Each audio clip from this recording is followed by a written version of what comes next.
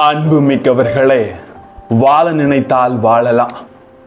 இன்னைக்கு நாம வாழ நினைக்கிறதில்ல, துன்பம் பிரச்சனைகள் என்னை முழுமையாக வாழ விடுவதில்லை, அதனால தான் என் வாழ்க்கை இப்படி இருக்குன்னு நமக்கு ஏற்படுகிற நிகழ்வின் மீது நாம் குறைகளை கொண்டிருக்கிறோம்.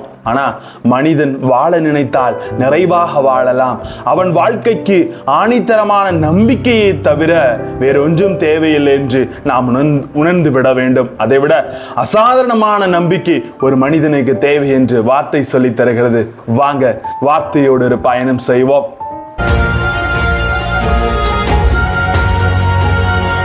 Praise the Lord. இயேசுவுக்கே புகழ், இயேசுவுக்கே நன்றி. இறைவனின் அருட்கரமும் இறையாசீரும் உங்களோடும் உங்கள் குடும்பத்தோடும் முழுமையாக தங்கிட உங்களை நான் வாழ்த்துகிறேன். அன்புள்ளம் கொண்டவர்களே, வாழ நினைத்தால் வாழலாம்.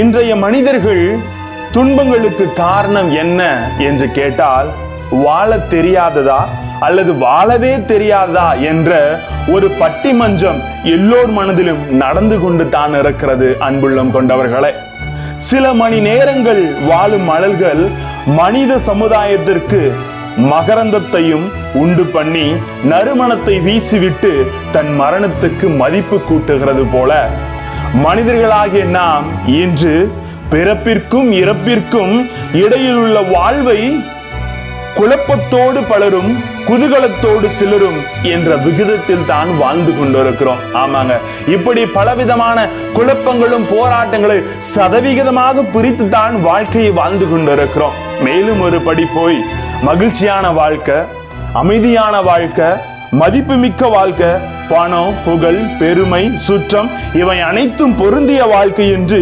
எதிர்பார்ப்புகள் ஏராளம் கொண்ட மனிதர்களாக இன்று நாம் வாழ்ந்து கொண்டிருக்கிறோம். இது உண்மையின் உண்மை என்பதை தெரிந்து கொள்ளுங்கள்.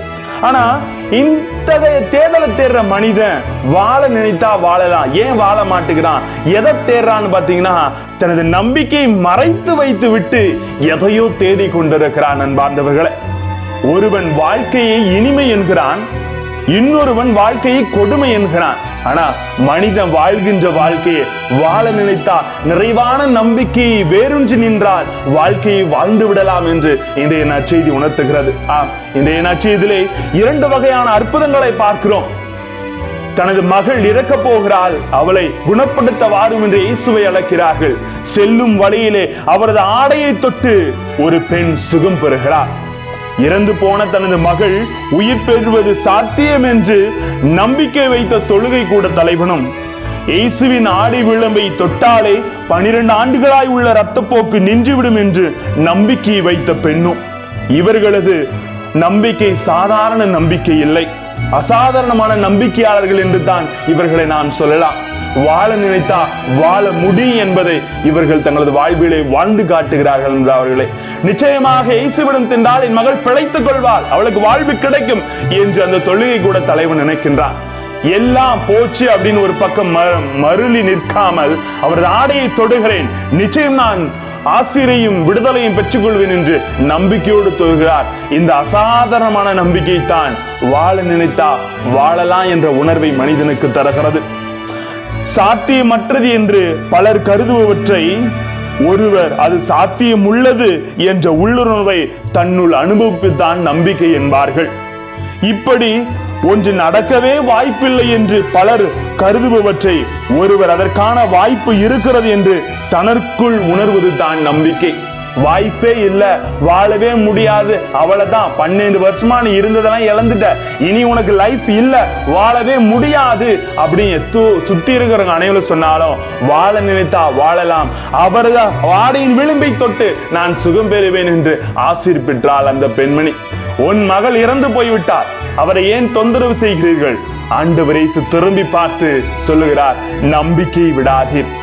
அந்த ஆழமான நம்பிக்கை, அவள்தான் முடிஞ்சு போச்சுன்னு அந்த தொழுகை கூட தலைவன் நினைக்கவில்லை. இனிதான் என் மகளுக்கு ஒரு வாழ்வு கிடைக்க போகிறது, அந்த அசாதாரண நம்பிக்கை தான் என் மகளை உயிர் பெற செய்ய போகிறது என்று வாழ நினைத்தா வாழலாம். Don't say hereafter my life is end. Should not say that, because life always gives beautiful meaning for everyone. அந்த வாழ்க்கை நமக்கு அதிசயத்தையும் அனுபவத்தையும் ஒரு மனிதனுக்கு தந்து கொண்டு தான் இருக்கிறது. அதை நம்பிக்கையில் வைப்போம். இறைவன் உங்களை ஆசீர்வதிப்பார். ஜெபிப்போமா? அன்பு இறைவா, நாங்கள் சாதாரண நம்பிக்கை உள்ள மனிதர்களாக விடுவதில்லை, அசாதாரணமாக எங்களால் நிச்சயம் வாழ முடியும், வாழவே முடியாது என்ற எந்த ஒரு டெட் எண்டுக்கு போனாலும் நீர் எங்களை வாழ வைக்கிறீர், நீர் எங்களை வழிகாட்டியோடு துணை நிற்கிறீர் என்ற உள்ளுணர்வு ஒவ்வொருவரையும் தேற்றிட நீர் உதவி புரியும். நம்பிக்கையில் நிலைத்திருக்க எங்களோடு தங்கும் ஆண்டவரே. Praise the Lord.